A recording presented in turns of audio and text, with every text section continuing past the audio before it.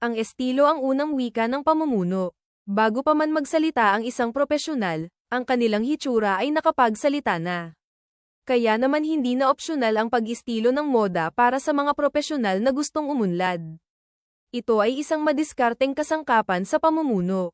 Ang pag-estilo ng moda ay hindi tungkol sa mga uso o luho.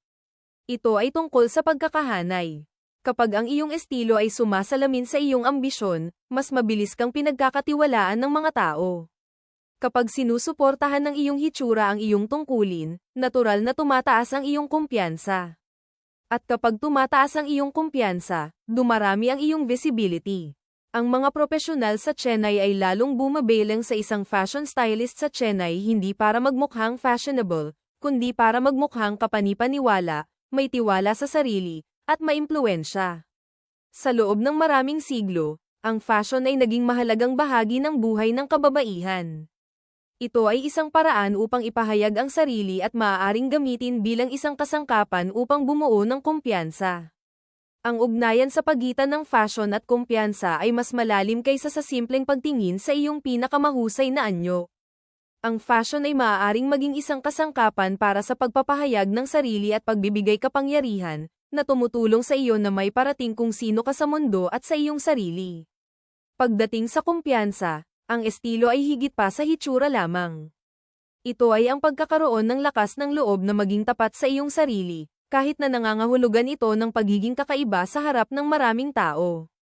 Ito ay tungkol sa pagiging komportable sa iyong sarili at pagmamay-ari ng iyong natatanging hilig sa fashion. Ano man ang sabihin o isipin ng iba, kung maganda ang pakiramdam mo sa iyong suot, iyon lang ang mahalaga. Walang mga patakaran pagdating sa fashion maliban sa mga ginagawa mo para sa iyong sarili. Kaya sige, at mag-eksperimento hanggang sa makahanap ka ng estilo na magpaparamdam sa iyo na ikaw ay isang babaeng may kumpiyansa. Bumuo ng pundasyon ng mga klasikong piraso na maaaring ihalo at itugma. Ang mga item na ito ang magiging batayan ng iyong wardrobe at maaaring isuot ng pataas o pababa depende sa okasyon.